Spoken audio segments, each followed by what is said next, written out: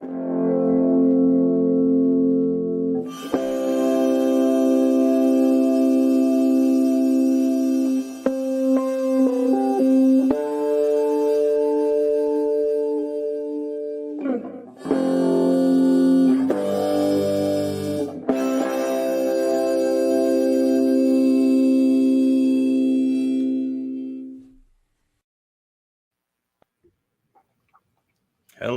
and welcome to First Contact with my Chancellor, your Chancellor, everybody's Chancellor, J.G. Hertzler. We are your hosts, Davin and my Daves. Hello. And, How are you? Davin, meet you. David, and Dave. There's 3 Daves actually there. 3 Daves. Wow. Is there going to be more on this little hoo-ha? I wouldn't rule it out.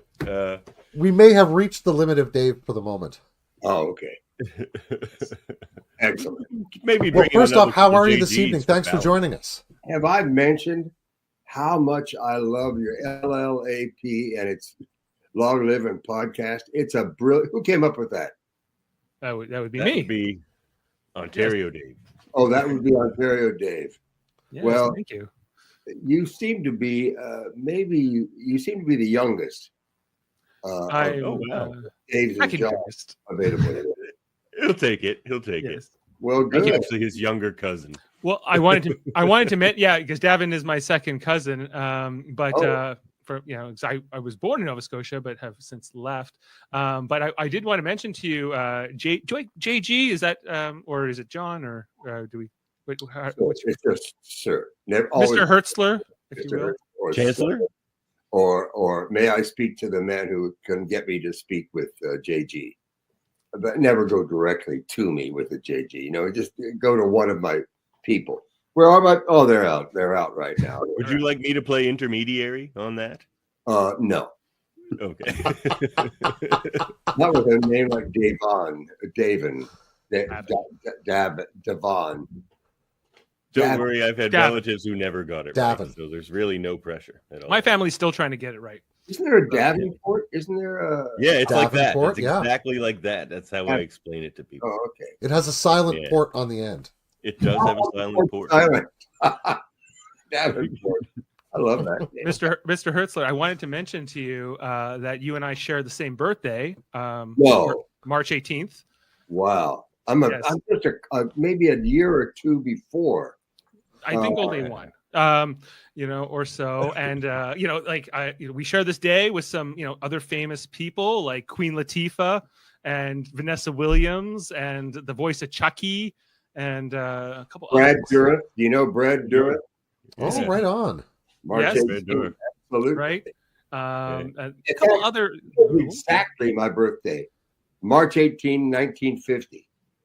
We were born the same day, and for all this time, I've said, you know what? I really want to get in touch with Brad Dourif and talk about what he's seen in his lifetime, which is exactly the amount of time that I've been. Interesting. In fact, I want to have you would be invited to this, David. If what I'd like to do is have a party for everybody that was born on March 18. That's like a great. My birthday's 2 days later. Can I come? No.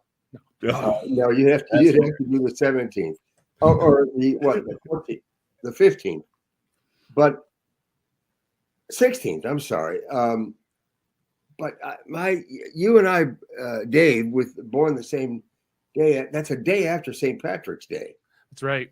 Our moms were drinking heavily on St. Patrick's Day, and it got said, "Hey, Mom, I don't like the taste of alcohol in here. I'm getting out." You know what I mean? It was how we induced the labor, really. And then I came the next day. It's always a day because I am also Irish or part of Irish heritage. Oh, wow. So it's often hungover on my birthday. Celebrate on the 17th. Oh yeah, I know. Everybody had a great time the night before, and then we have a birthday. I was like, nah, I feel like I'll just relax today. I'd love to be able to go, but I can't talk or move right now. Yeah. No, I know. I've suffered the same way, but it goes on. I mean, next year it'll be the same. So, but maybe it will change in a year. Yeah. Pisces power. It's all Pisces power. And you know what else about Pisces? It's always the last thing. It's that last. We're the last. Reading the bottom of the page, or else like a couple of pages later, finally they get to Pisces. Who's before us? Mars. No, Mars is after us. The Aquarius are before us. Aquarius is before us. They write songs about that. This is the dawning of the age of Pisces. Yeah, I don't think so. We need a song. We need a song. They will sing songs of this day. Well, Sam, you're not welcome. Sam's an Aquarius. Yeah. Sam's an Aquarius. Oh yeah. Can you sing a song? You got a damn song, Sam. So come on, man. Handle it. Sing your song. It's a great tune. All right, Dave, we're going to write the Pisces song. It has to be done. It has to be us. We're doing it. P and I. And then wait a minute, does the C become before the S? Or does the S become the C? Oh, never mind. Before C. It's all fishy. Yeah. It's all fishy. The whole thing's fishy, yeah. Smells to high heaven. Yeah. So I read that you're a bit of an activist there, JG. And I was wondering if you and James Cromwell were only arrested together the one time. He's been arrested many times. Cromwell knows what I learned that day in the paddy wagon. They literally put books on us and took us in a paddy wagon. You know what a paddy? Wait a minute. If that's that's a slight against the Irish, isn't it? A paddy wagon. I mean, the British probably called. They take the paddy. Put all the paddies in there. Yeah. Yeah, they're trouble. I never thought about it before. I'm sorry. Excuse me. But the power of words is right there, and you're absolutely right. Yeah, they put us in the back of that thing. It felt so silly. We were trying to save the people of central New York from having fracking fluids seep into one of the most pristine lakes in North America. And they arrest us for that. But Jamie knew every well, I don't know if it's every, but he knew he has a plethora of protest songs from the 60s on. He knows them. And I didn't. All I know is the Fish. Is the country join the Fish? Just go 1, 2, 3. What are we fighting for? Don't ask me. I don't give a damn. Next stop is Vietnam, and it's 5, 6, 7. Open up the pearly gates. Whoa, ain't no time to wonder why. Whee! We're all gonna die. I think that was Country Joe the Fish. He knows it. And I was in here. I was just awed. He's a great guy, and he has protested everything for the last 50 years. That merits protest. And God bless him. Now his home is somewhere here in the eastern part of New York State. I think it's Warren, New York, or Warwick. Maybe it's, now I forget. That's towards the end with Vermont, like that's that way. It's down towards. It's down in where New York drops. There's I don't know how to explain it, like a dog leg on the eastern side down to Long Island down there. Oh, okay. Yeah. So Warren's in that Warwick or Warren is right in that little area. And I've been to Warwick Castle, by the way, in England. I was doing a con. Some people in a little town called Telford, which is Telford claims to be the home of the Industrial Revolution. And they had the first iron bridge. Anyway, have you been on the iron bridge, Johnny? Oh, no. What is it? He says, it's right over there. You can see it from here if you climb that tree, and then you can see it over those things. Sounds like directions from stand on it, Johnny. Yeah, you're just gonna stand on it. Yeah. So, yeah, what was I going to say? Then there was something we did go. Well, I can't remember what I was saying. Why did I bring it? Oh, the You industrial. were talking about Warwick Castle. Illusion. Yeah, Warwick Castle. Oh, there's a picture of the 18th Earl of Warwick, and he looks just like me. I swear to you, if I could know where I put. How many pictures do you have on your computers? Oh, goodness me. Thousands. Like tens of thousands. Yeah. Enough that my Google Drive is constantly angry with me. Yeah. Well, I would think. Yeah. I mean, in that iCloud, God. oh, the iCloud. Yeah, I have no idea. Yeah. I can't even get to the iCloud. I don't even know what it is. I don't know what it is. Question of the night. What is the iCloud, and how Yeah. can it be seen in October? Sound off in the Oh, comments. yeah. There's the 18th Earl of Warwick. Oh, Look at that. Well, this is, That's not the guy? No, that's not the guy. There's a portrait of him in Warwick Castle. Oh, okay. I had a picture taken of me. I don't know if it's the 18th or the 13th. One of the teens, though, for sure. One of the Earls, anyway. I'm not sure. But it's a side view, and he looks exactly like that. You know, with the beard. Oh, right. Exactly the same, and no straw hat and sunglasses. But I was God. I wish I. What a had. strange place to run into yourself that way, though, eh? Exactly. Yeah, I was played into it and maybe inherited a castle. Like, Yeah, everything seems so familiar here. You just start saying, you know. And it's yeah. There's my flashlight. But my keys. I was looking for my keys. My keys. Yeah. But that's something. Oh, Right there, there's two things that you can never find when you need them: your keys and a flashlight. You know, I just had the flashlight in my freaking hand like less than a minute ago, and then suddenly it's disappeared. You know, gremlins. True. But True. oh, thank you. Oh. But Anyway.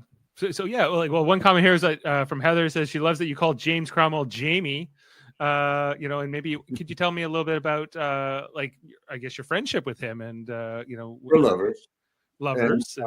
And he calls me Johnny, and I call him Jamie. And no, that's not true. But it can stay out there in the internet universe and float around. there now. Somebody called me up, like Jamie.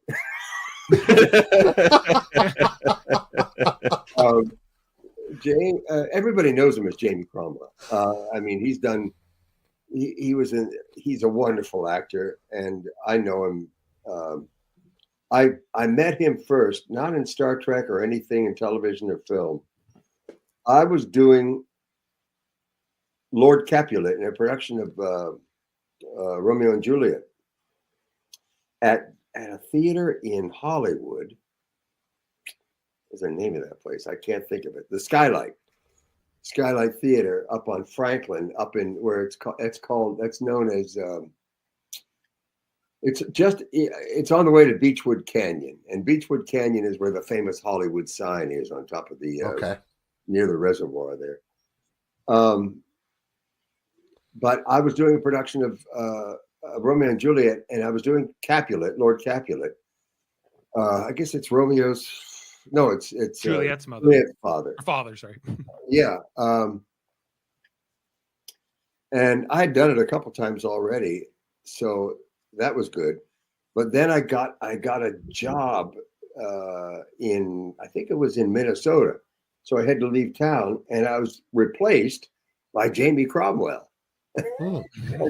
Ooh, that's impressive. But we met before I left, and we talked, various things, went through the show and whatnot. And I think he had probably done it before as well. We're both stuck. He was a brilliant Prince, Elizabeth's husband, Queen Elizabeth's husband. Prince Philip? Prince Philip. Have you seen that? I think it's called The Queen or The Crown? The Crown. Is it The Crown? Oh, Did he that say? Oh no, he plays Prince Philip. Yeah, I guess no, it wasn't The Crown. It was a movie that he played. That was about when Diana died. Yes, I know the film you mean. Yes. Oh yeah. He was brilliant as Prince Philip. I mean, he's always brilliant. He can do everything. You know, the mother. But this story kind of reminds me of when William Shatner and Christopher Plummer, who both played was it Hamlet or was it was one, it was, they both were Shatner and Christopher Plummer. What would they have done the same? They did King Lear up here in Canada, in Stratford, Ontario, which is the kind of the Shakespeare capital up here. Oh, I did the capital of North America. And Shatner was his understudy, but Christopher Plummer got sick one night, and and Shatner played King Lear. He went on as Hamlet. No, it was King Lear actually. Lear. Yeah, it was King Lear. That's have you guys ever understudied and gone on? No. It is the most terrifying thing you can imagine. I bet. Suddenly you get a call, you're going on tonight. What? And you better know it because you haven't had any rehearsal. Right. You have, they just assume, memorize it while you watch, and that's it. End of story. And it's a great possibility to break into a mate, but it's also terrifying. You remember in Star Trek, the guy who did Tony Call is his name, Anthony Call. He did Ensign Bailey, who had one line, but it's iconic. You know what line I'm talking about in the original Star Trek? I don't think so. But Ensign Bailey? Ensign, or I think it's Ensign Bailey. Yeah. No, I can't recall the line. He's a helmsman. Okay. No, I don't know the line. They're doing a countdown. You remember that line? They're doing a countdown. Oh no! Now I need to know what this is. Oh man! It's to the internet. Huh? He's gonna check it out. Maneuver. The Corbomite maneuver. The Corbomite maneuver. Okay. Right. It's in that. Yeah. And he says, they're doing a countdown. And he starts freaking out and crying. They're doing a countdown. Yeah. Bring it up. You only got one line. Make it work. I'm working on it. Yeah. What's that? Yeah. But he's capitalizing on that line there.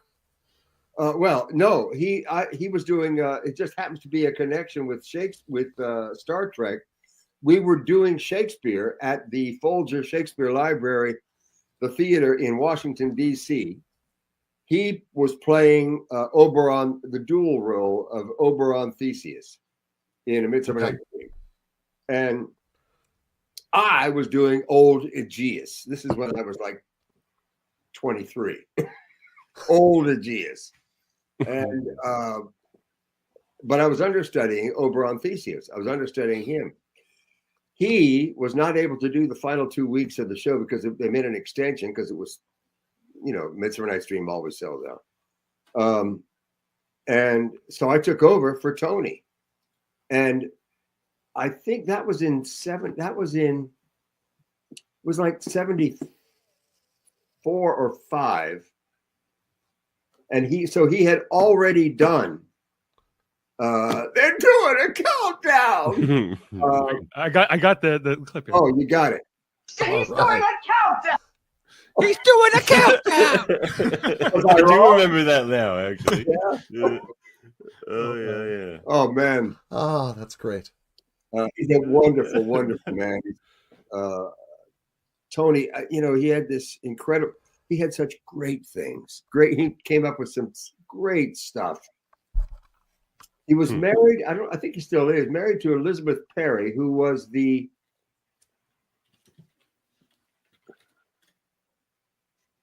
niece, I believe, of Antoinette Perry. Antoinette, and for which the Tony Awards in New York is named for her. Oh, wow. Tony. I didn't know Tony was short for Antoinette. Yeah, well, it wasn't that Tony Awards. But Elizabeth Perry, look up her last name, Antoinette Perry. Anyway, what was I saying? Something about. Well, anyway, I called him a couple of years ago before the pandemic, and I said, Tony, have you ever done a convention? Because we haven't talked in 40 years, you know. And he said, "Who is this?" I said, "No." I said, "Have you ever done a convention?" He said, "No." I said, "Would you want to?" Because I think it would be a major hoot for Star Trek fans to meet Ensign Bailey. And he said, "Sure." But then the pandemic happened and years passed, and he said, "You know, I don't think I can get up for a convention now, John. You better just count me out." And now that I'm 73, I don't feel like doing them either. I mean, you have to fly, usually someplace, stay in a place you don't know, never get to sleep because it's almost impossible to sleep in, you know, hotel rooms immediately for me. And I love meeting the people, meeting the fans and the other vendors and the other actors. You know, it was a great. Bob and I have had a tremendous fun. Bob O'Reilly, Galron, have had a tremendous time doing dueling chancellors. And see, I remind him that I'm the OLKC, the only living Klingon chancellor. But it's been 25 years of delight. I've been all over the world in a lot of cases. You know, from Sydney to New Zealand to back to Prague to. I never did anything in Japan. I'd like to, but or in right now we're in space. Yeah, and this is wonderful. Yes, maybe you could bring us touchdown in. Touchdown there. Well, touchdown somewhere not covered in snow. I just think docking bay 4 on the station there. Is that what they don't say touchdown? A touchdown at 0400 hours. They don't say touchdown, do they? No, docking. No, not docking with another ship. Landing.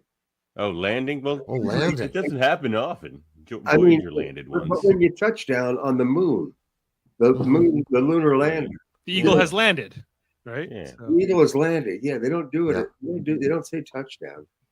No. They do say splash down, though.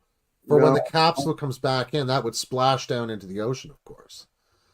They don't do, you know, they didn't, the last thing the Russians don't basically land in dirt, you know. They didn't think of water. They shoot in. It's water.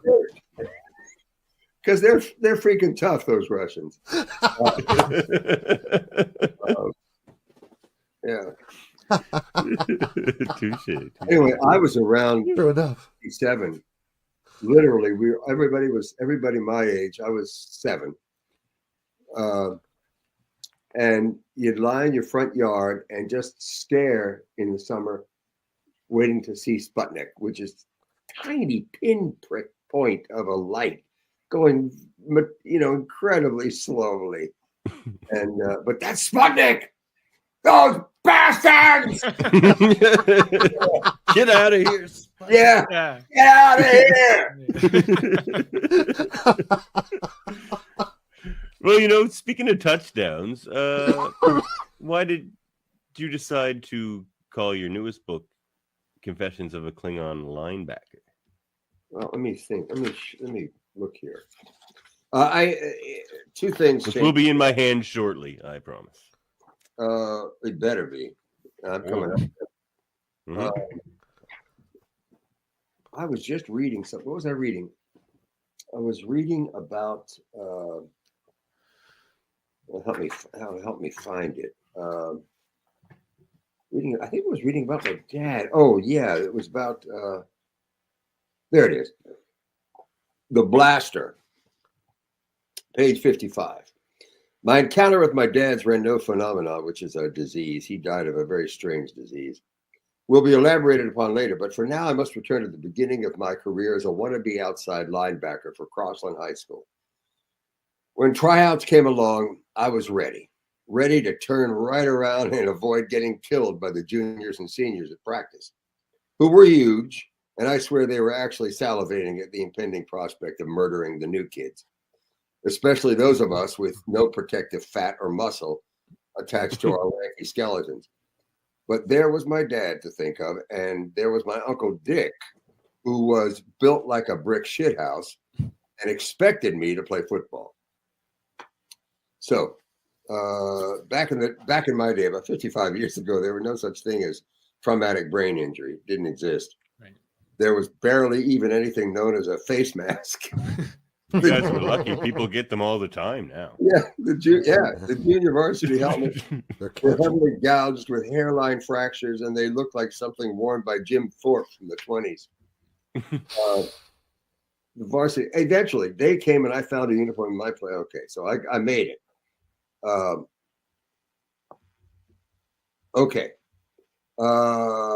But without the sight, it was depressing. But when assistant coach's whistle blew, there I was, slapping the sides of my helmet with my open hands, running in place, hurling myself into the ground, immediately jumping to my feet, again running in place until the signal to run as fast as I could into a red padded machine accurately named the Blaster.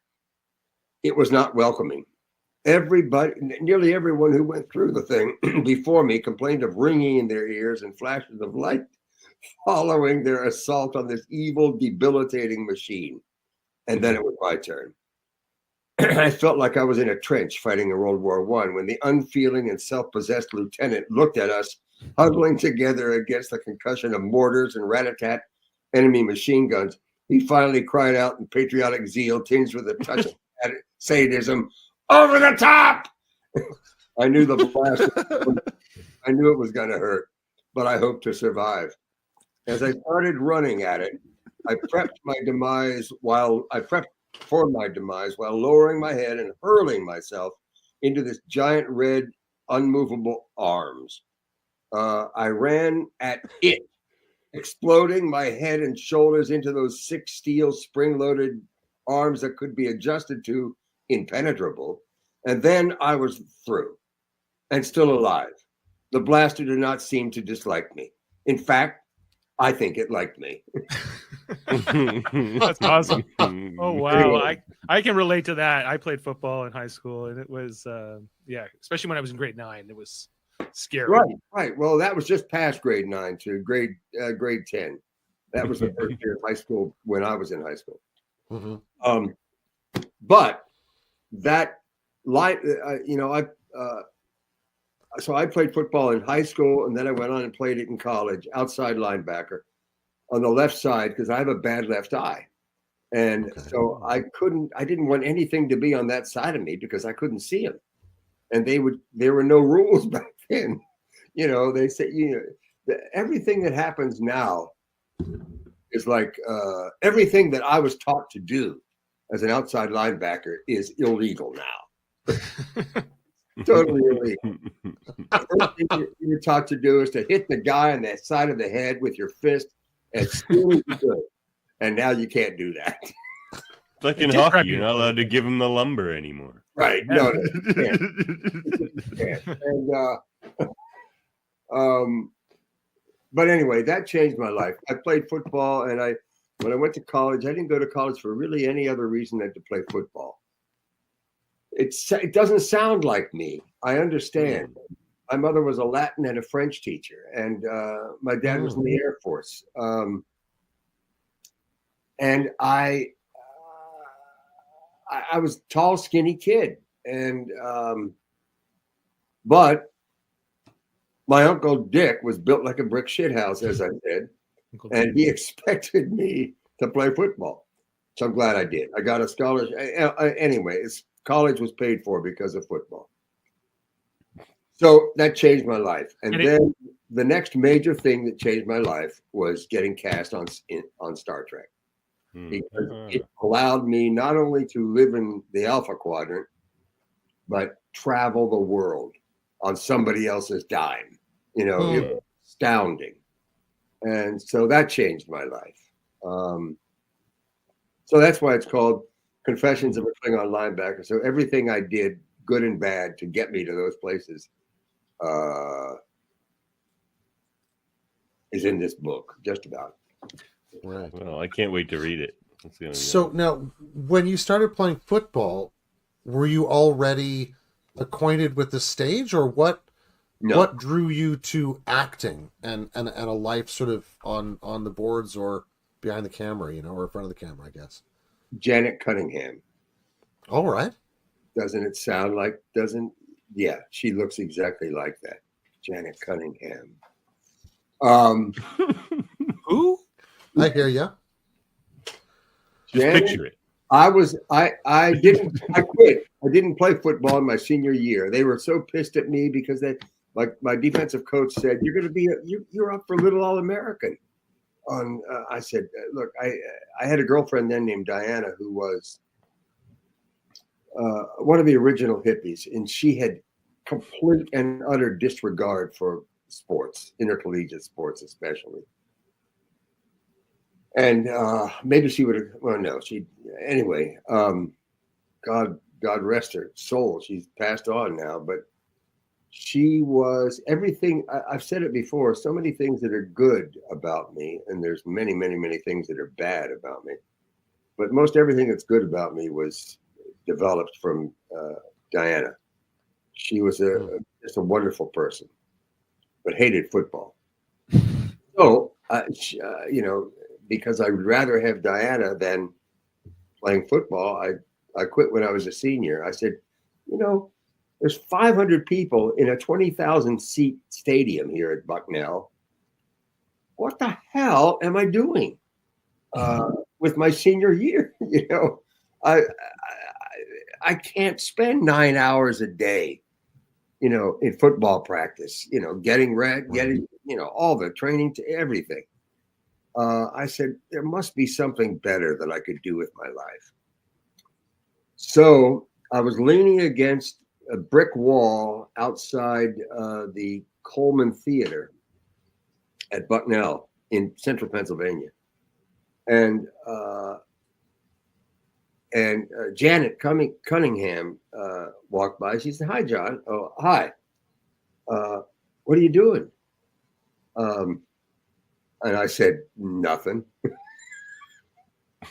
And she said, "Well, they're auditioning for Maraz Saad in here at the theater. You going to audition?" And I said, because I hadn't done any theater. I hadn't even thought about it. And she said, I said, "Well, are you in it?" She said, I hope so. And it turned out she wasn't. She never didn't get cast, but I did. So there I was. I think I thought the picture was here. It's somewhere. Anyway, so I got cast, and the guy who, in so many cases, your mentors you meet in life. Well, the director of the show was a guy named Dr. Harvey Powers. Okay. And he was an amazingly kind and talented man. And if my first quote director had not been Harvey Powers, I don't know if I'd have spent a life in the theater. Because he was something else. He's passed on now, but his son lives right near me, oddly enough. We were both in Maraz Saad, which is perfectly good for a football player because it was about insane the Charenton, an insane asylum in France at the turn of the French Revolution. Mm-hmm. And I pretended I was this magic. I was cast because I was big and it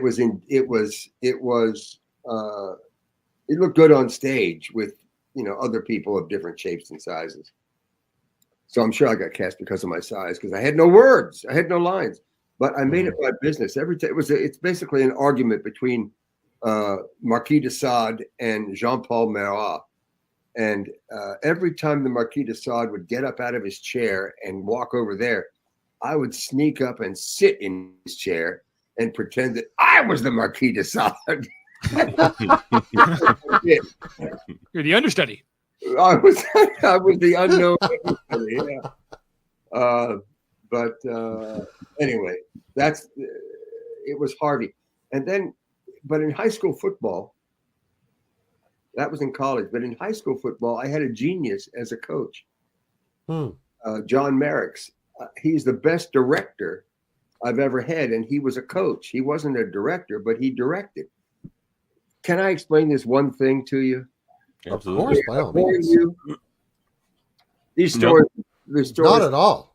No, we love it. We would walk out for every home game. Merrick's he got skull caps for us, matching skull caps, knit caps, and warm-up jackets. And we'd all walk out silent in single file. There was like 4 teams, offense, defense, offense, defense, offense, defense. And we'd walk out silently in single file, holding our helmets, and walk past. It was a long walk from the dressing room, across the parking lot into the playing field. And as we approached the field, we would put our helmets down in team order on the bench, and then walk over and stand in the end zone that we were going to defend first. We'd stand there in silence for 10, 15 minutes. In silence. Just stand there. The other team was running around their side of the field, catching passes, warming up, doing this and that. And we were silent statues, staring at them. Chewing on nails. Yes. and then eventually, Big John Merrick's would walk among us, just look us in the eyeballs and walk on to the next guy. And then went out and stood in front of us, facing us. We're silent, unmoving, no movement.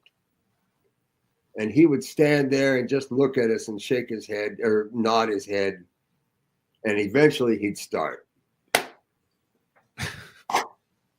And we would start with him. And it gradually increased in speed and speed and speed and speed. And then the roar would go as a unit. And the people were over there throwing passes and hiking the ball in, and they'd hear this and say, "What the fuck?" And it went. We did it every home game, and it was pure psychology. They didn't know what to make of us. Yeah, you're very Klingon. We lost 2 games in my 3 years at high school. We were fat. And it was because of him. He had very simple plays, psychology to the max, and anyway, so he was a life changer for me. Unfortunately, my college coach was an idiot. I'm sorry, reading my book or hearing this podcast. No. I want to know more about your life. So no. I mean the people that know college coach. Yeah. But anyway, that was a long time ago. But it's. Did you have aspirations of like playing pro, or was that sort of never? If I'd have been 3 inches taller, I was 6'1". If I'd have been 6'3" or 6'4", I would have and weighed or something. I mean, I was still thin. The most I ever weighed was like 230, 228 as an outside linebacker. That was acceptable, but I wasn't quite tall enough to to play in the pros, even if I'd have been able to, because they're good. Right, but know, it's very difficult to make, but so that was kind of, maybe you're like, okay, well, maybe I'm not going to play football for the rest of my life, so I'm going to maybe try this acting thing. I graduated from college, and I got a job with the federal government for 2 years. My job was resource recovery, and to improve resource recovery. 1993, I graduated in 73. I graduated in 72. And in 73, the National Environmental Policy Act was passed in the U.S. The NEPA Act, which created the EPA. Right. And I got a job as in the General Services Administration, an office of the EPA in the GSA. And my job, the first big thing I did was after a while, there's another thing in there I won't go into, but there was the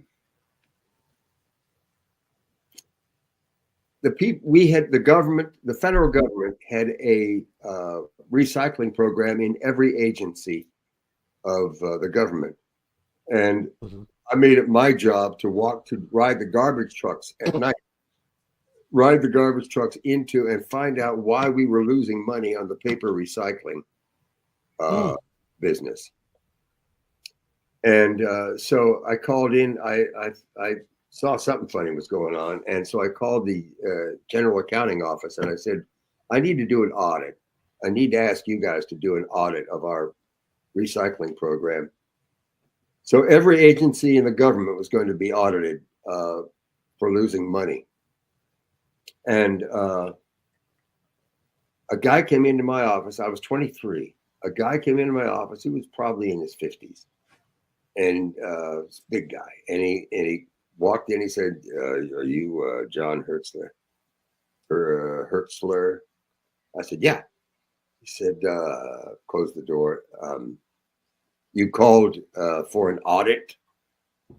Yeah, it's because he said, "Yeah, I know why. There's not going to be an audit." I said, "What?" Yeah, no, I was just talking to the guy at the GAO, and they're starting next week. He said, "No, there's not going to be an audit, John Hertzler." I said, "Well, why not? Why?" Because it's connected.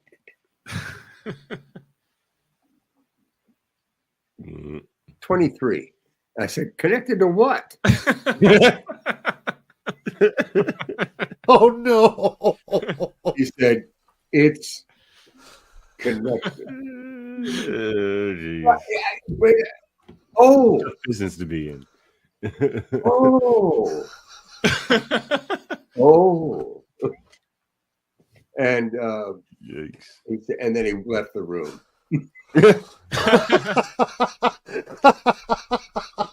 I said, Thank God. "Yeah." I said, Oh my goodness. We can't even protect the garbage in the federal government from organized crime. What the hell? How am I going to make the world safe for democracy? Hired goons. Yeah. Like you never answer the door when they say they're hired goons. Yeah. So anyway, that Wow. was What a thing to learn know- at 23 that way.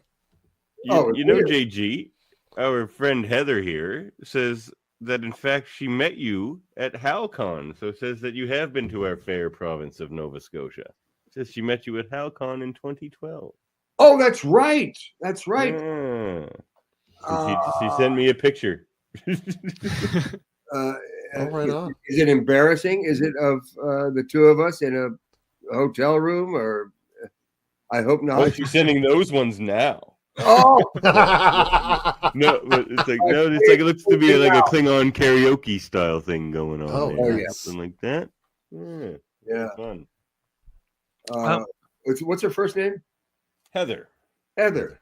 Heather, I hope I apologize. Anything that I did, Lord, please forgive me. I also don't have a great memory, so I know where you're coming from. It gets worse. Did I do that? It gets worse. Yeah, I hope not. Beard of yours, changes slightly to become this. Remembering anything is really, I almost remember writing my book. She says no apologies necessary. Thank you very much. All right. One more question I had from just you telling the story of when you were playing football and having the bad left eye. Did that tie into when you played Martok and giving you like the scarred eye? Like what was the genesis like of that? Did they like, oh, we're thinking of poking one of his eyes out, and you were like, well, poke the left one out because it's I don't see as well for that one. That's what happened. You nailed it. Wow. They said we're going to bring you back, but we're going to give from your time on the prison, the Jem'Hadar. Was it Jem'Hadar? Yeah, it's the Jem'Hadar prison asteroid thing. For your years or months in there, we're going to take your eye out. And I said, okay. They said, we're going to do the right eye. I said, no. Can't do the right eye. I will knock over things like Ferengis. And I said, I can't see out of my left eye, so you have to do that one. And they said, oh, okay. So that's how it got scarred. And then they said, once they did that, they said, all right. Oh, yeah, exactly. I mean, it must be said, Ferengi are notoriously difficult to stack. Let's just yeah. To stack? Too much ear. Yeah. Yes. Have you ever tried stacking Ferengi? I can't say that I have. No, it's a good point. Yeah. Another question I have about that, actually, your role of Martok. Did they tell you, because you played like 3 episodes as a changeling, you weren't really Martok. Did they tell you that? Just like you're playing Martok, but you're not really Martok? And then it was the Way of the Warrior, and then you came back next season, right? At the end of that season, the Way of the Warrior was both the fake Martok, but they didn't think the person that they were going to. I got revealed as a shapeshifter at the end of Way of the Warrior, right? Mm-hmm. No, it was the end of the season because they brought you back because they thought Galron was the changeling, and so they're trying to kill Galron. Oh, right. It ended up, but that was the episode. They find out in the prison episode in Purgatory Shadow because they find you in prison. They're like, well, who's the other Martok? And same with like Bashir was there. Oh, but I'd already been blown up as the changeling. Really? Oh, yeah. So we didn't know where the real Martok was, or we presumed dead, but it turned out he was alive. Heather helped us out there. It was in Apocalypse Rising. Apocalypse Rising is the episode. Yeah. Well, that's when I returned in the prison thing, right? No, that's the one where you got blown That's in up. Purgatory's Shadow and by Inferno's Light. Oh, I thought it was. Oh, that's it. In my memory, I thought it was the end of Way of the Warrior, the second, because it was a 2-parter. I thought at the end of that second part, I got blown up, but I guess not. But for me, you were playing it differently. I recently rewatched those, and like when you're the changeling, you're acting very different than when you come back later and you're like the real Martok. So I just didn't know if they had told you. Well, no, they hadn't. They hadn't decided. It was they. This is what I was told by the people in charge. They said we were gonna make it Galron as the changeling, but that we figured that was too obvious. Galron is just nasty, as well as being whatever. Bob knows how I feel. But anyway, so they decided to make it me, but they had I was only supposed to be in 2 episodes and gone. Right. But they brought me back because they said, you know what, it makes more sense that you would have been the changeling. So you've been on a prison planet, the real Martok, for this time. and then we can bring you back. But you're got to be all scarred up from being a tackling dummy for the Jem'Hadar. So that's when I learned about it. And I remember Ira Bear, the showrunner and executive producer, said, by the way, we can give you an artificial eye, so you'll be able to have both your eyes. And I said, oh, no, don't give me any. Leave this hideous scar tissue over my face. It's a much better idea. And I can pretend I'm a pirate. It's exactly what your character says too. No, I have the clip here. I'll play it. I do not want an artificial eye. that was Sid trying to. It was you talking to Ira Bear, and they just kept it. No, that was Sid I was talking to. I was in sick bay. That's right. And Sid is so funny, Alexander Siddig. He is probably my favorite guy on that show. I just loved him. I have in the big wedding thing. You are cordially invited when Worf and great episode. and Barry. There's a picture. I wish I had it. I should have got my pictures together to show you, to illustrate this. But there's a picture that was taken of those two. I don't know. Anyway, but it's Worf in his red outfit that was beautiful, and her red outfit, which was phenomenal. Oh yeah. And she's like, she has a smile on her face, and she's looking like, we are gonna do some things tonight. I'm gonna tell you. And Michael is there. Not only are his hands folded in front of his crotch, his shoulders are like this, and like scared to death of what's gonna happen. I hope that's one of the funniest episodes. Like, it's so funny. Oh, I know why I was going to tell you about that, because Sid was standing next to me as we were watching the ceremony, and he kept whispering in my ear, now, because the tradition was to go up on the stage and whip the shit out of the group with sticks. Sid could not wait to get up there. Beat the hell out of Worf. I wouldn't miss a wedding. Thing. That was really in real life that was happening. Yeah, at least 3 times he said, "No." Oh, no, man. Ontario Dave here had a Klingon wedding. I did. Actually, I had the Batluff above me here, and my wife and I reenacted that wedding. Oh, you did. From what'd you use to get beaten with? We didn't have the beatings. Davin pointed out after. I wasn't there. Yeah, he's like, if I was there, I would have beat you with a stick. Like, there a pain stick to your 10-year anniversary, I promise. So I didn't get to. Apparently, there were Snickers in the audience. I wouldn't have had any of that either. Yeah, there was laughter. It was a serious ceremony. Y'all settle down. Yeah. You know? How many? When is the 10th anniversary?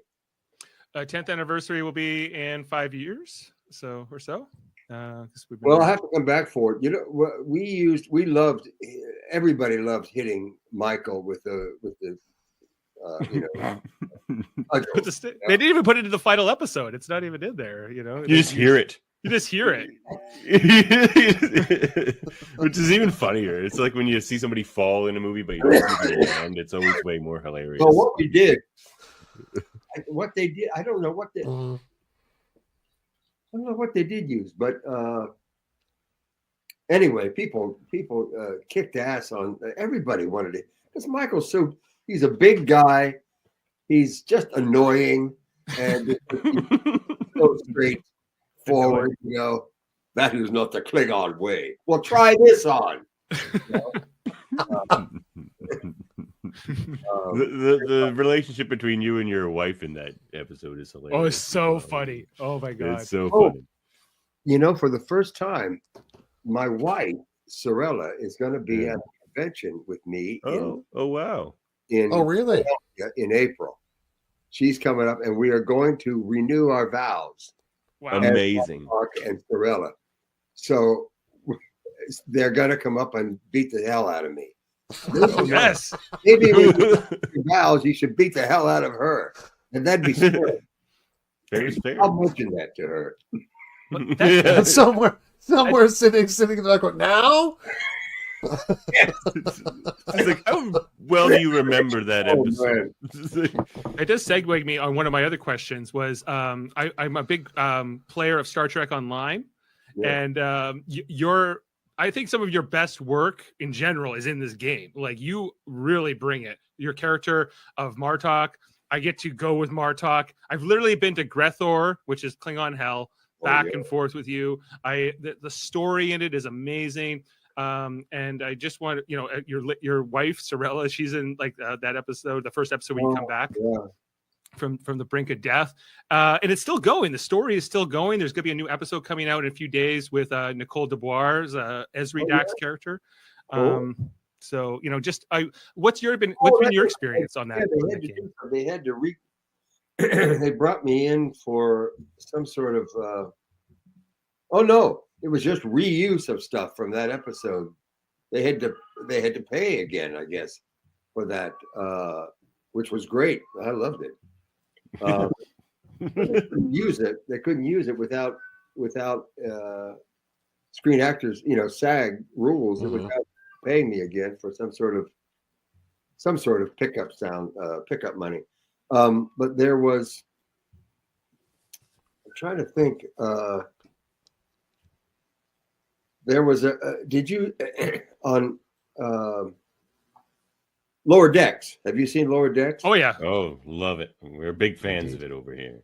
And you've seen, I think it's in the third season, Martok runs sort of a Dungeons video game. Yeah. Yes. Oh yeah. No, that was hilarious. We know that one you mean exactly. Well, that's the funniest line I had in all those years of Star Trek. The funniest line was the guy says, "Well," I said, "Well, you're going straight to hell, or you're going to Grethor." And he said, "Oh no, but yes, it was a dishonorable death." What do you mean it committed suicide? No, I didn't. The guy said, "No, I didn't." I said, "Look, he ripped your arm off and beat you to death with it. So technically, you died by your own hand." Yeah, that was a classic line, right? Died by your own hand. I loved it. Lower Decks is so funny. It's so funny. Yeah. Oh, hilarious. Orville is hilarious. The Orville? Yeah, I love the Orville. I went back and watched the first episode of the Orville a couple nights ago, and I am on the floor by myself laughing at this dude. It's gets better too. Yeah. It gets better. Oh yeah. I mean, this is when he was birthing an egg. Yeah. Yeah. Oh yeah. Yeah. I saw that episode. The two ensigns were hilarious. Such great byplay with them. I love that show. And back to Star Trek Online, yeah, some of your lines, like even that first episode where you come back, it's called Brushfire. We're fighting these Zenkathis, which are these big alien things, and I see they've sent a pack of filthy Karoots to fight us. Good. I can use the exercise. You're like, yeah, Martok, let's go. And so it's just like filthy Karoots. I didn't remember. I have no memory of that. Yeah. So about you wrote a couple Star Trek novels yourself, and that focused around Martok, right? Yeah, I don't know where I should have brought them down. I have well, we have the picture here. We can bring that up. That's for sure. Yeah, it was on that opening poster there. There they are. The Left Hand of Destiny, Part 1 and Part 2. Orange, the amber colored one is the episode of Part 1. The blue is Part 2. So, what was the motivation to do that? Was there more story of Martoks you wanted to tell, or you just wanted to take a crack at novel writing? Or I did want to take a crack at novel writing, but Terry Erdman came to me and said, "John, would you be interested in writing a follow-up Star Trek book about Martok?" I said, "Yeah." So he said, "Well, we'll set it up." So they did, and that was in 98, 99.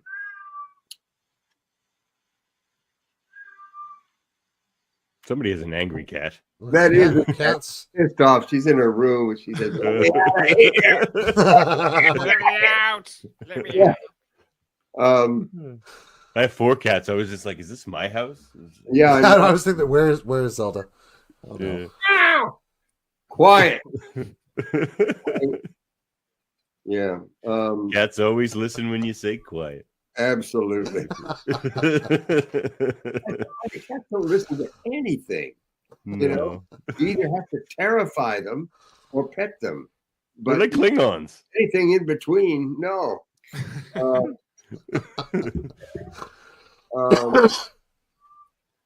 don't know what I was saying, but it was. What you know? Well, you know. I wanted to ask you. Oh yeah, guys, but why you're interested in writing Martok? Oh yes, yep. Why I you wrote the wasn't novel. until they asked me. I know what I was going to say was at the same when I was right. That was the 98, 99, and I wrote the first book, and then my daughter was born in 99, and once she was born, our father-daughter time, she was, you know, from birth to first, second, third year, she was our time was in the really early hours of the morning, out on the deck, watching the sunrise, you know, and that was the time I also wrote. That was my writing time before she was born, because your mind is fresh. My mind, anyway, anything after 12 o'clock is not possible for me because it's Same morning person. Yeah. So I didn't get. I had a hard time writing the second one. And they brought in Jeff Lang to help, and he went back and fixed everything that was questionable in the first book, in the first outline. They hadn't printed either one of them yet. And he was mainly the writer on the second. I wrote the outline, it was about 90 pages, but he was the head writer on the second. But they gave us, you know, both credit for both books, so it was great for me. And Jeff is a great person. I just, you know, and he adored Klingons. He loved Martok, so he was really my most inspirational contribution in the first, for both of them, was naming the Nog character. In my mind, the character was Aaron Eisenberg. He was, I call him Phar, Phar. And I call him that for the precise reason of him being able to say at the end of a communication, far out. And that's my favorite part of the book. Well, my follow-up about those books is, can we get an audio version, perhaps? Because I'm kind of an audiobook guy these days. Man, you know what? I have been pushing for that. I said, look, it's from Martok's perspective. Yeah. I can do it. I wrote it with Jeffrey. I think you would actually make some money on an audio version of this saga. I'd buy him. And Andrew Robinson has his novels, right? He just did his. A lot of people do. But Andy was on. Did he start on DS9? His character. He did, yeah. Well, I'm surprised, but they didn't. First season though. Huh? The first season. First season though. Yeah. He was recurring from the first season, like Nog, like. Anyway, I didn't even think about pushing to get it to reading it until about 5 or 6 years ago. I said, you know what? These should be an audio book. They should be recorded, and I should do it. And I couldn't get them to. They were on to the new series. You know, this So they really weren't interested in another Klingon. Well, we'll start a petition over here on Live Long and Podcast. Might be a segue to my next. I wanted to ask you about the Captain Worf show that never was, and how far did it get along, and I don't know. And you don't know. That's I have been. I did some work on Axanar, Prelude to Axanar, and that was a thorn in the side of CBS. I had thought that the producers that picked up the Axanar thing after Prelude, I thought that they had worked out all the problems with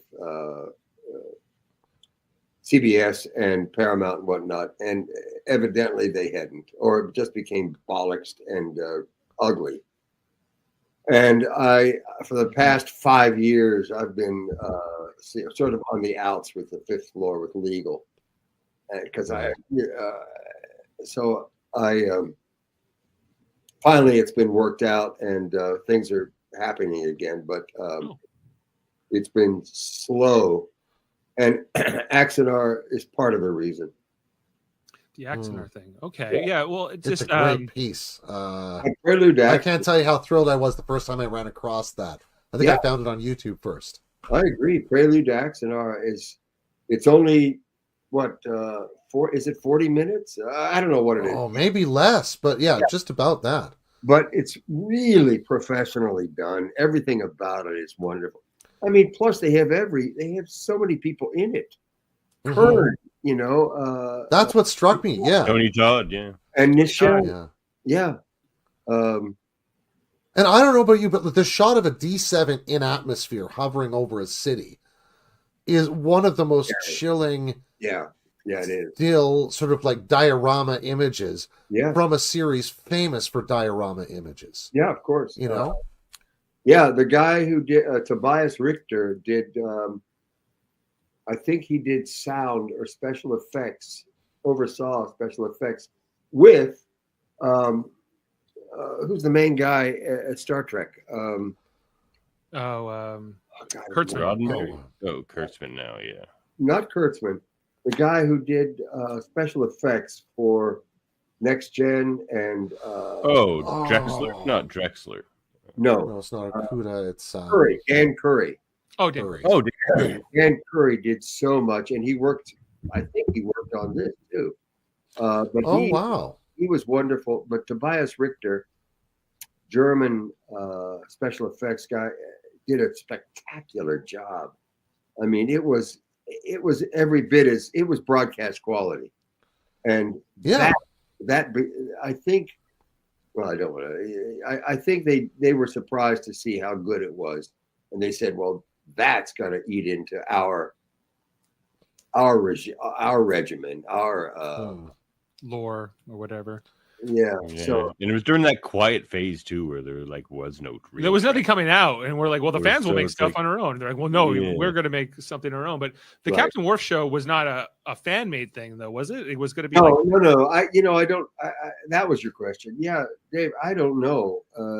I never really heard much about it at all, except I heard more about it from fans asking me about it, and I didn't know anything about it, so they didn't confide in me. My understanding is that they started developing in it, and I think Michael Dorn was involved, but then it got canceled somewhere along the way. They never ended up doing it. Well, the thing about it is, what the cost in DS9. DS9 was the most expensive series at that time. I don't think they got more expensive than that after the fact, but because there were so many aliens, the makeup people alone, it was $2.5 million an episode. Wow. For makeup. For the total. The budget. But compared to what Next Gen was doing, not even more than half, only $1 million an episode. Yeah. Years earlier. So Next Gen it cost them a lot of money. Mm-hmm. And they, everything about it was expensive. The multiple sets, the multiple alien types, always on the bridge, everything. J.G. Hertzler. Well, I was the rock that sunk the ship. Broke the back. Yeah. But it's a pity because I think it's a no-brainer to do a follow-up Klingon-esque episode. Oh yeah. Any kind of a sequel to Deep Space Nine, I think, would be welcomed. I think there's a huge fan base out there who's just clamoring. Give us stuff. Oh, I think that like this most recent season of Star Trek Picard, which gave us a little bit of that. Was so great. And stuff. The changelings, seeing just where these characters were. Worf in particular for me, but it was all the next gen people, and it was fabulous. I mean, when it got the next gen people on there, I was not a fan of the first couple seasons so much. Yeah, we echo the similar sentiments. Yeah, but once they got when I saw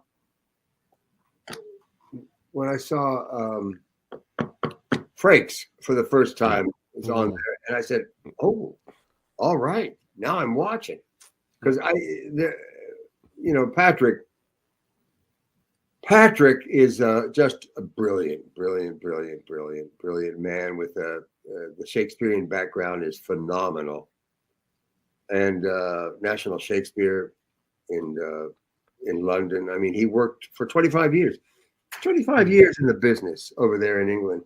He was making maybe $200 or $300 what was it? But it was in euros or pounds or something. Yeah, but it was like a $250 a week job. He never made any money, even though it's much more highly respected a life in the theater in London in England than it is here, but still, you barely make a living. Until he was making $12 million an episode in the X-Men. Yeah, then you're talking. But he was his life was that of a what's the word? Not famous, but star. He wasn't a star. He was an actor. He was a leading actor in some of the, one of the great Shakespeare companies in the world. He later taught a workshop, Shakespeare workshop, on the lot at Paramount. Oh, really? I happened to ride around with him, looking for the proper place to do his. To run his school, the right place, and we rode around all of Hollywood looking for a proper space. And finally, he ended up saying, "What am I doing? Why can I get a sound stage at Paramount?" And he did. That's where he ended up doing it on stage, the sound stage H, where musicals were done. Because it had great acoustics. And so he taught his Shakespeare workshop there. There were about 15 people in it, and I was lucky enough to be one of them. Wow. And at one point he said, I remember him saying,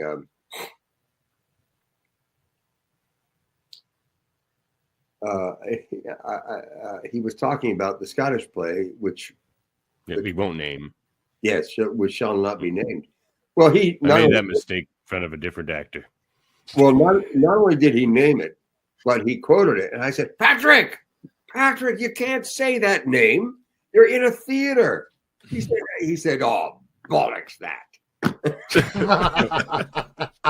I said, okay, I will go outside.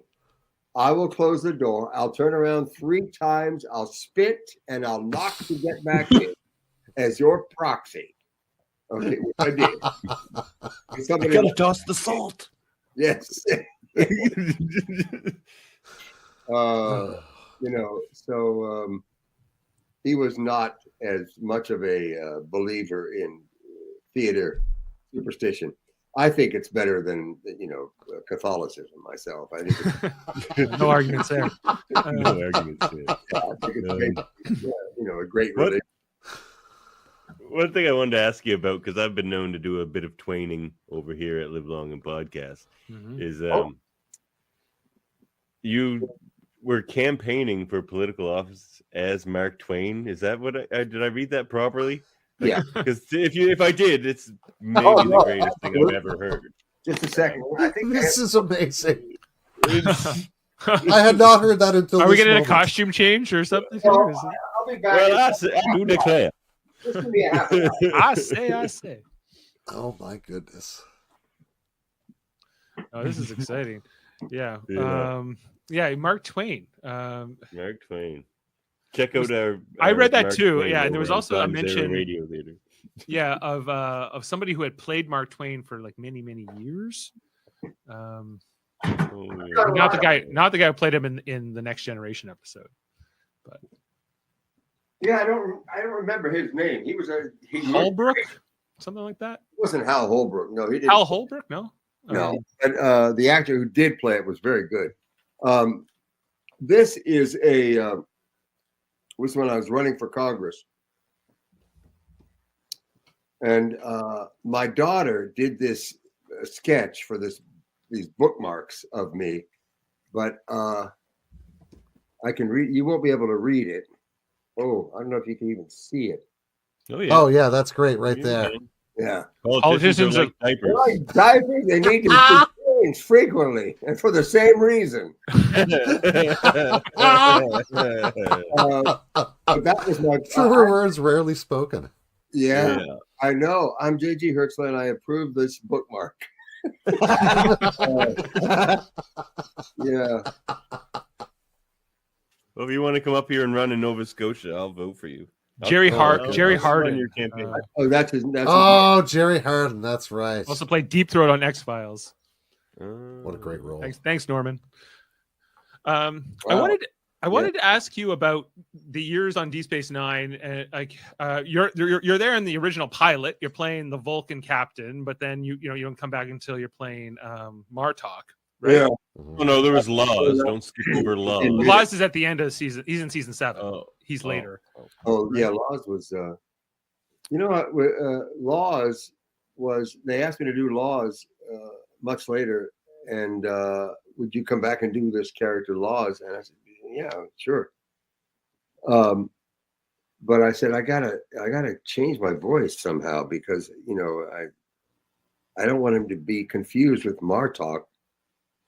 So what I ended up doing was, I can't remember any lines specifically, but I tried to talk. I tried to talk in a higher register and put in the Shatner-like pauses. So. But still, everybody said, "Yeah, I heard your voice right away. I knew it was you." I said, "Oh, great."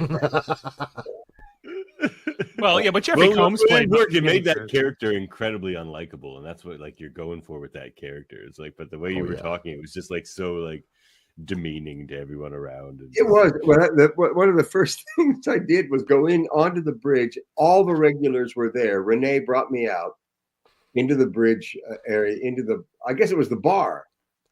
Yeah, the bar area. They were all seated in there doing something. And I walked in and I proceeded to offend each person individually. and they all just hated my ass as we walked out of there. And I said to Renee as we went through the door, I said, "Well, I think that went very well." It sounds like you guys did have a lot of fun on set. Because one thing isn't what you hear. What I want to ask you about, because you always hear about the Next Generation cast were like thick as thieves. They were like almost like a family. Really got along. Always. Deep Space Nine, you don't hear that in the same way. But because I think that there's just so many more of you. Like the Next Generation, there's 7 of you, but and then on Deep Space Nine, there's like the core 9, like the main cast members. But then there's like 15. There's a lot of secondary. Yeah, and recurring. great characters, but like there was probably a lot of time you're not together, or you're kind of seeing each other here and there. And like, what was it like to be part of that group? Like, was it sort of were there cliques? Was it more like, you know, just professional? Not so much.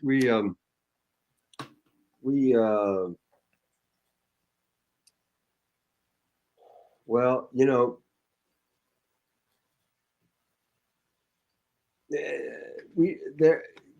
I think Ira, we weren't nearly as loosey-goosey as I'm told. I didn't pay attention really at that point. I'm told they were. There was a lot more. Well, I can't say any of the words I'm thinking of.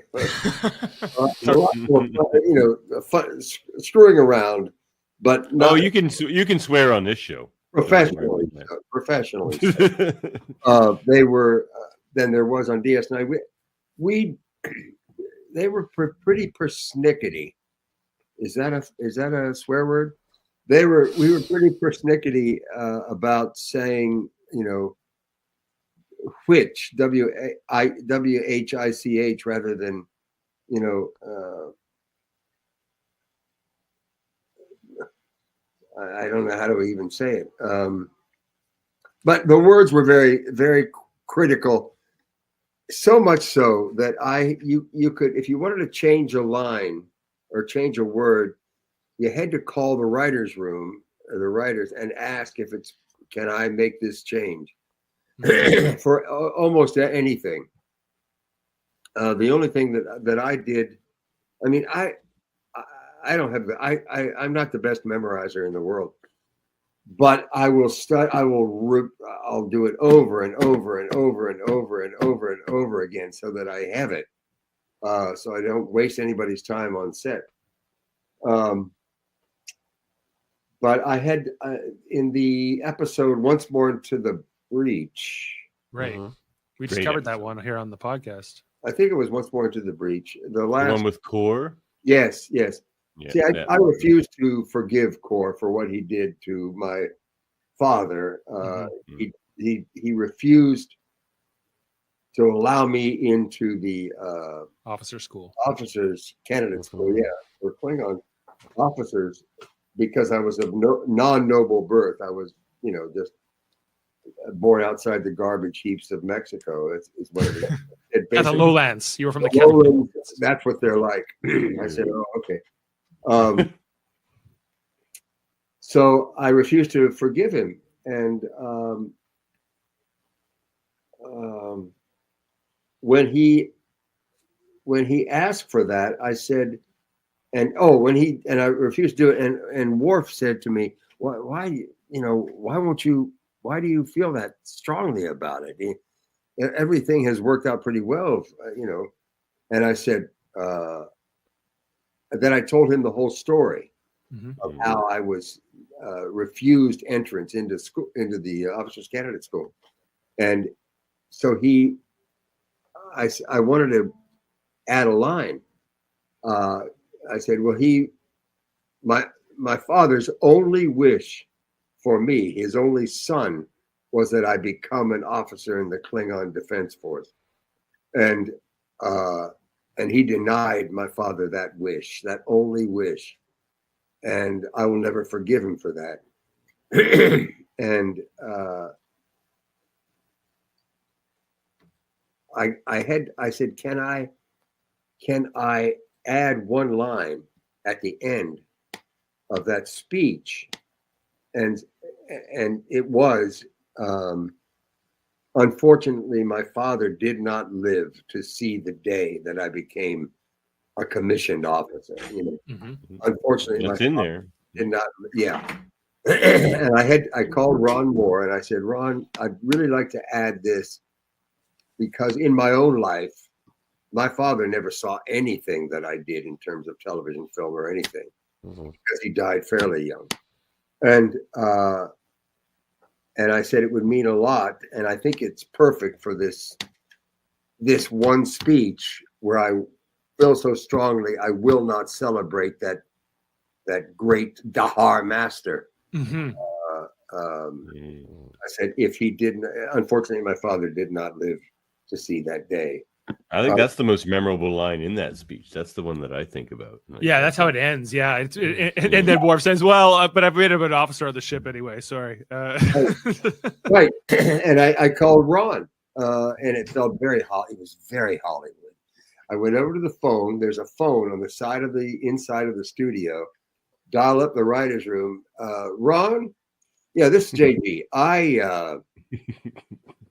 I'd like to add a line to your beautiful speech, if I may. And I read it to him what I wanted to do, and he said, "Absolutely, JG, perfect, absolutely." Love it. So that's the only thing I added of any substance ever. Otherwise, yeah. You walk Well, by that the certainly writer's testifies room to what later, you're- and they're all just weeping. Like, That's no. right. Right. But it testifies to what you're saying was the difference. Yeah, no, there. See, the writing is without writing, you've got nothing. You've got without the brilliant writers of those shows, and I think Star Trek, any sci-fi that is good sci-fi, is the hardest bunch of writing you can have, because not only do you have to write in human drama that's understandable in a human way to move the audience at all, but you have to put it in an alpha quadrant. You have to put it in places that don't exist. Yeah. So you have to, and I think it's harder. I think you get short shrift in, Oscar time and Tony time and whatnot. I think it gets short shrift because it's unbelievably hard to do great work. There's an occasional Dune, there's an occasional Frank Herbert or Robert Heinlein or the greats, but there's a lot of great work written all the time, and those writers in that writer room for DS9 were fabulous. I tell everyone it's the greatest story ever told. I think DS9 stands apart from so good everything. Really. Well, for me, I wonder whether some of that problem with science fiction, particularly, stems, and I've thought of this for a long time. Right, I'm a big science fiction fan. I love the history of science fiction writing as well. But so much of it comes out of the early pulp publishing industry. Oh, absolutely. And I wonder if that stigma of it being essentially a kind of lower class form of storytelling in some sense, even in terms of the paper you get it on, has stuck with it, right? I think so. I think it's amazing to me how, well, first of all, in Hollywood, writers, for some unknowable reason, are considered at the bottom of the totem pole. Writers. It's strange, right? Without writers, you've got nothing. You've got no totem pole. And then if writers become well known and famous, then Katie bar the door. They can do and say whatever they want and charge whatever they want. But for the millions of writers that struggle on a daily basis to get any kind of foothold in Hollywood, they just get no respect whatsoever. It's astounding to me because I don't get it. Without them, I'd be talking, I'd be doing this, making it up as I go along, which isn't bad, I guess. It's good conversation, but you're right. It doesn't necessarily make theater, right? No, I love this. You see this? I Am the Danger. You know where that's from? Oh, that's my book. Yeah, I can bring that up in big screen here. Yeah. Okay, you see that? I Am the Danger. Yeah. Yeah. You know what that's from? No. I Am the Danger. No. A friend made a T-shirt for me because I was. It's a long sleeve T-shirt with that quote on it because that's what Bryan Cranston says in Breaking Bad. I am the danger. I am the one who knocks. It's dangerous. I am the danger. That was the first. No, Sons of Anarchy, I think, was the first. Which one came first? Sons of Anarchy came before. Okay, Okay. that was the first binge for me, and then Breaking Bad was the second binge, and then I was sold. I mean, they were. I couldn't get enough of Bryan Cranston, especially, and I got the black fedora, the sunglasses. Oh, and your Heisenberg. That's your Heisenberg. Okay. Okay. Yeah. and, Have you watched Better Call Saul? Have you seen that yet? I never bought into Odenkirk. Okay. I just for some reason I didn't get it.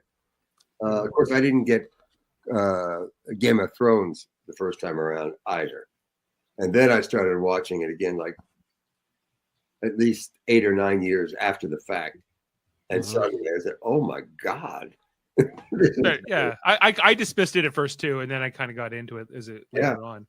Just dismiss the last season. It kind of goes off the rails a little. Yeah, it sort of goes off the wall at the end. I remember what happened in the last season. They prefer it that way. Yeah. I think they do. Oblivion. It's just mainly Oblivion. We have a question from the audience here. Which was your DS9 episode was your favorite? The one I mentioned, I think it's between that and Soldiers of the Empire with Another great one. It was directed by LeVar, directed Soldiers of the Empire, and he was a brilliant director. Not only is he a good director, but since he had lived on the other side of the camera all those years from roots on, he knows what an actor does, and knows what an actor doesn't do or shouldn't do. And so he was enormously helpful as a director. There was one moment when he said, "Okay, we're going to do a Shatner shot." What's that?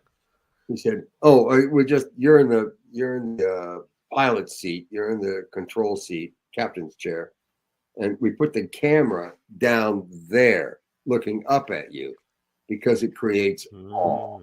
Right. It makes you it makes you a Greek god, you know. I said, "Oh, and it's called a Shatner shot." Well, that makes sense. He called it anyway. But one of the funny about that same time, he said to me, he said, "You know, it's amazing, John, JG, how much emotion you can get out of just the one eye. You know, I'm amazed." I said, "LeVar, what are you talking? What the hell are you talking about? You didn't have any eyes." And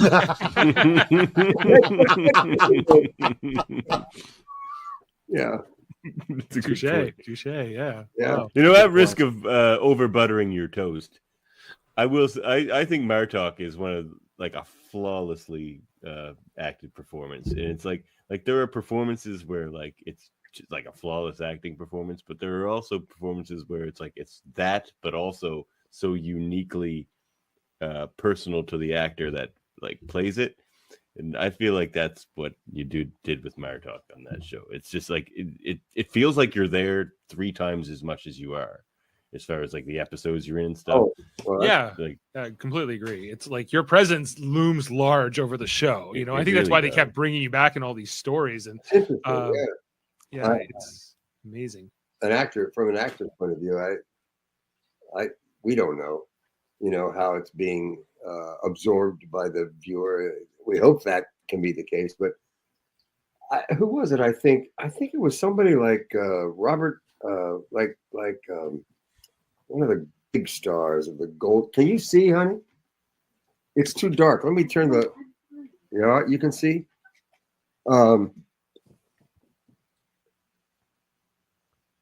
He said maybe there are 3 or 4 roles in an actor's life that they connect with, and other than that, you're acting. But they said if you're lucky, there's 3 or 4 that really it's a strange brew, you know, of actors' life. The duality of actor character are just so close that there's no acting going on. And And I was lucky. I think that's exactly what happened with this role for me. And it's, never happened before or after, but it was wonderful. I mean, what do you think of the arc? Like, because like you say, he starts as this like guy from the Kethalolans who couldn't even be an officer, and then becomes the chancellor. It's such an arc to happen over 4 seasons. Yeah, it was so easy for me to climb into the mentality of that ascent. I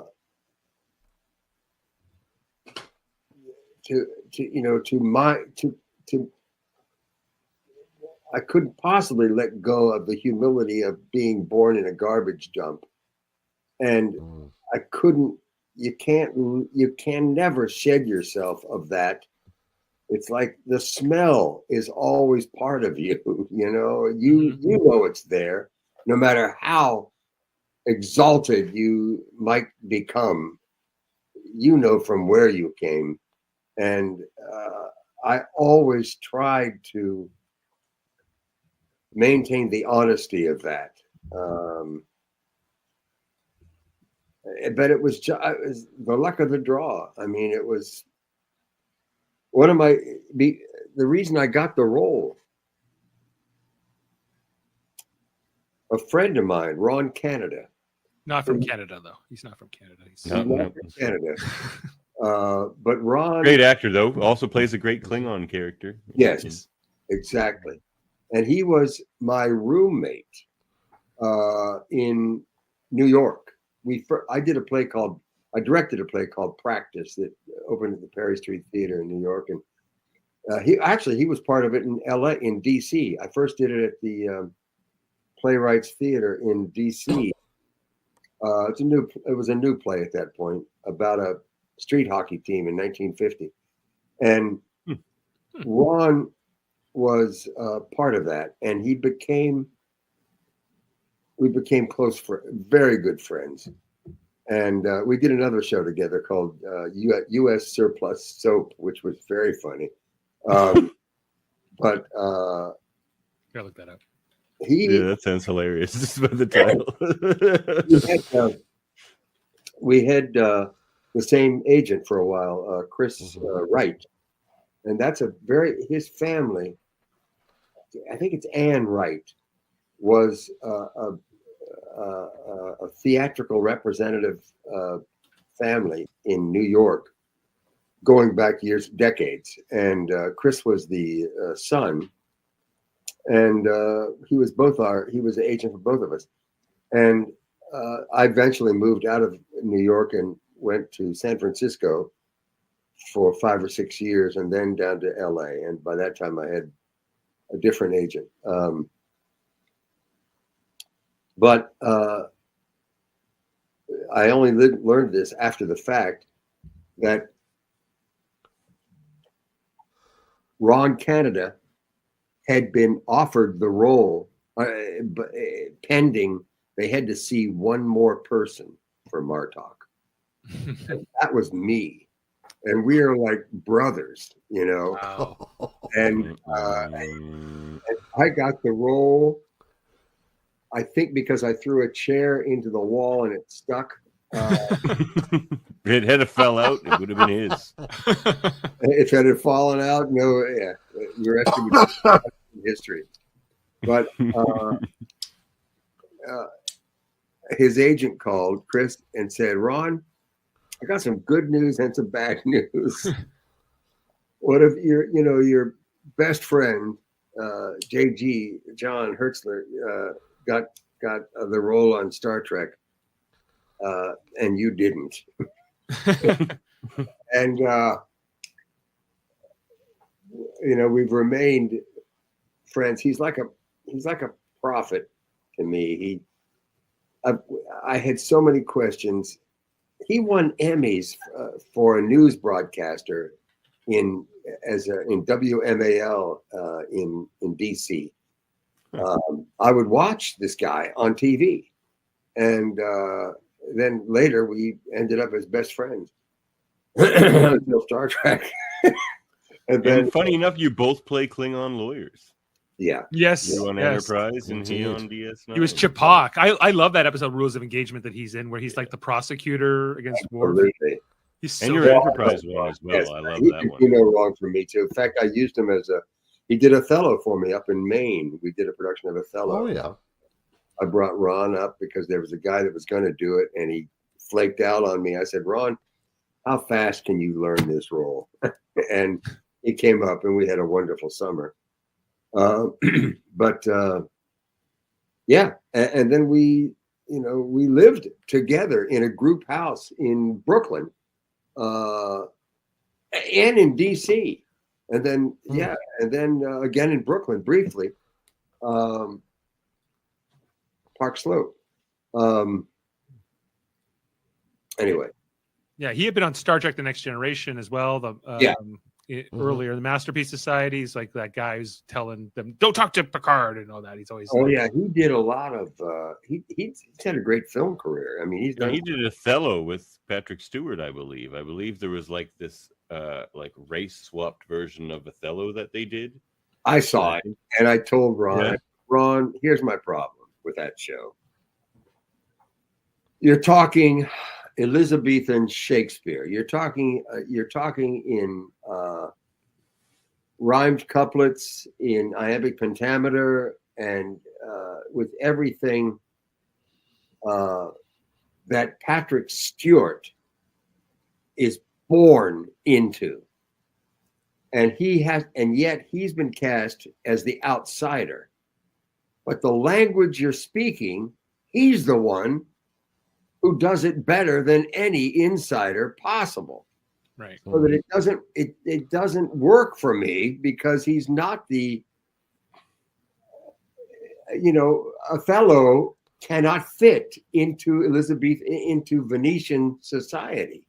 Right. Mm-hmm. That's what gets him into a lot of his disaster. But you are the only one who fits into this Elizabethan world, and everybody else is an outsider. So I'm sorry, it does not work. And I didn't tell Patrick that, but that's what I felt about that production. I saw it at the Landsberg Center in DC, because I basically grew up in DC, and I thought it would be a wonderful idea. Then I watched it. I said no, and that's the reason it doesn't work, because you're the ultimate insider as a fellow, and that can't be. Interesting. Yeah. Wow. Anyway, but that makes complete sense what you're saying. I think that for that story to work, Othello has to be the outsider in how you present that. So I think they probably should have swapped roles. I don't know. I'm assuming Ron played. No, everybody was black, and then he was the only white guy. Oh, right. Is that what they did? Okay. Yeah. Yeah. The only one, and it didn't work for that reason. Right.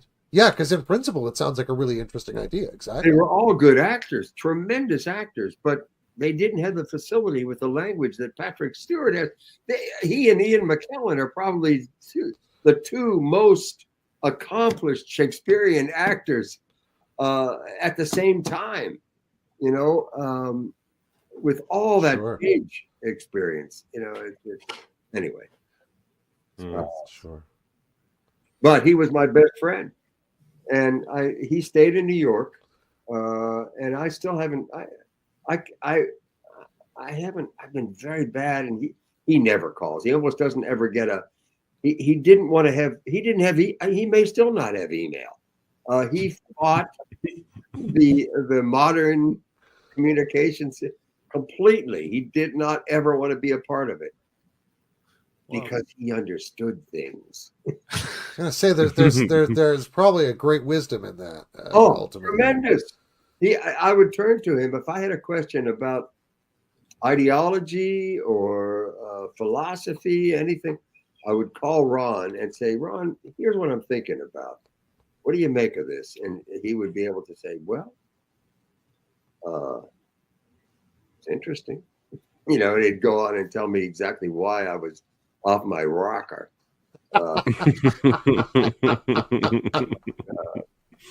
Yeah.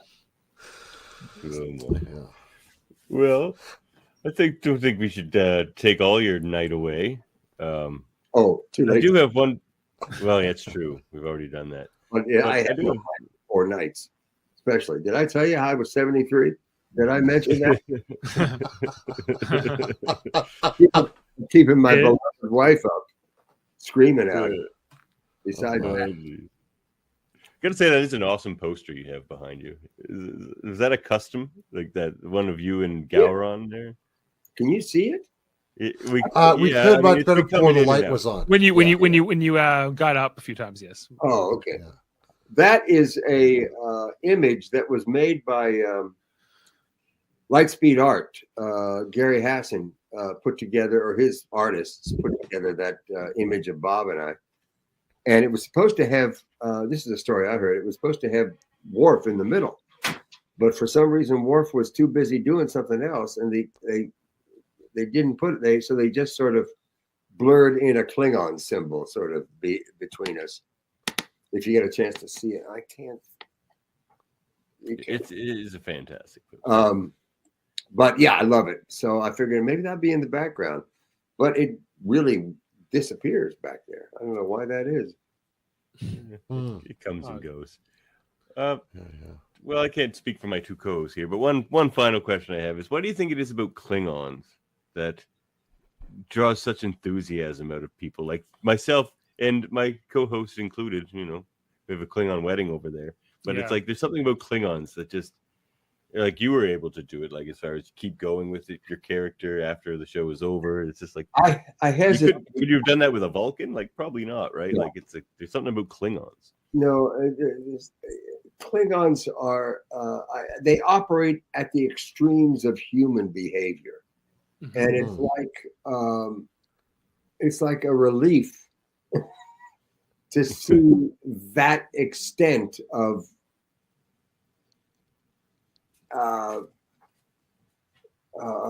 what's the word? Not animus, but the extremes. It's interesting to see the extremes of human behavior. If we could all act like that, you know, we'd have probably wars constantly, but a great deal of fun. And it's kind of what Klingons do, yeah. Yes, yeah. And I think that's part of it. And I hate to say it. In fact, I hate to say it enough that I'm not going to say it, because it's just I think it's like playing sports. It's like playing football. You can do things on a football field that you'd be arrested for. Absolutely. You know, on the street. So we can do things as Klingons that no human would be permitted to do or say or act, or, you know. So I think it's refreshing for people to see, oh, that's who we could be, you know, if we just took off the blinders and put it on the forehead. Yeah, put it on the forehead. Yeah, and they look like rock stars. Not the new Klingons. They never should have taken the hair away from us. Agreed. They put it back since they've we're like space pirates. You know, it's goblins. It's not goblins. Goblins. It's a trip, and I was very lucky. That's all. Right on. Yeah, I have to echo Davin's remarks and just say that not only do I love the Klingons, but specifically Martok, I think in particular, because he is like the best Klingon, maybe the most Klingon, more than Worf. Worf has got this duality, he's got this human morality. Yeah, he's got a human, but he's he's noble and everything else. And a lot of the other Klingon characters, Gowron and these other ones, like they're Klingons, but like they're kind of like flawed. They're one way or the other, but Martok is like the most unapologetically Klingon, and he's a good guy, and he has this ability to sort of learn from his experiences. The episode, like the whole thing with Kor, I think is like maybe the greatest example of that, where he had like this grudge against Kor, and he even tries to throw a dagger into his chest at one point in the episode, and then by the end he's like, good for Kor. He comes around and he has like sort of like this moment where he lets go of like that old grudge and that hatred, and he's kind of changed his mind. And I think that that's part of why I think the Martok character has been so beloved, you know, and I think it's also, you know, just your voice and your presence and what you bring to that personality is so intoxicating, so so amazing. I think, you know, I don't think I'm saying anything too profound here, because I think that all the other Star Trek fans of Deep Space Nine feel the same way, and that's why, you know, they're bringing you into Lower Decks and they bring you into Star Trek Online and all these other great things. And I just hope we get more of it, you know, as the years go on. Who do I make the check out to? It's in Canadian, so don't worry about it. Just I have my checkbook out there. That doesn't happen very often. I'd settle for an audio version of your novel. Oh man, I would too. Yeah. Nobody has time to read anything anymore. I would love to be able to record it. It was all set up. The novel. You mean the yeah, your new book too. I'd take it all in audio version.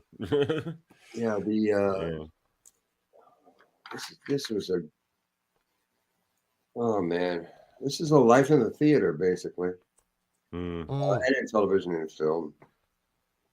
Not much film. The Yanomamo and rock and roll. The Yanomamo were a very, very,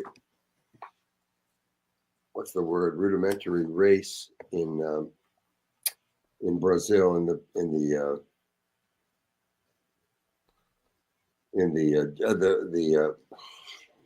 Amazon basin there. Yeah, the Amazon rainforest is what I'm trying to think. Yeah.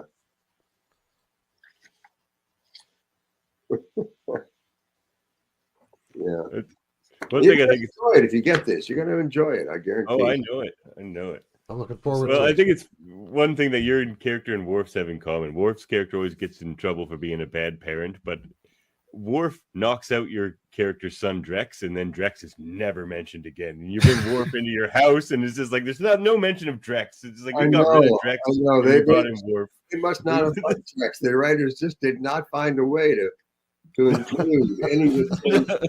He's the one who beats up Garrick, right, in the shop. Yeah. And then they just never talk about him again. He's basically from Sorella's side of the family. Yeah.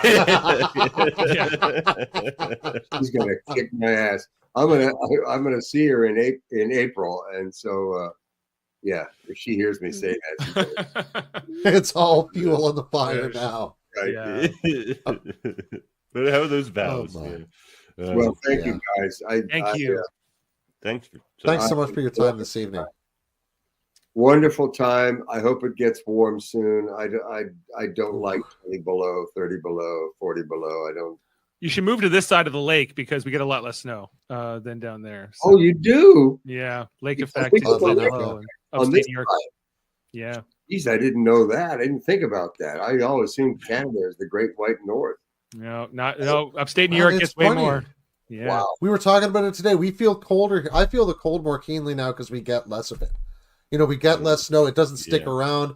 When it goes from 7 to minus 16 Celsius, that 23-degree swing in a day and a half or something really kills me, you know?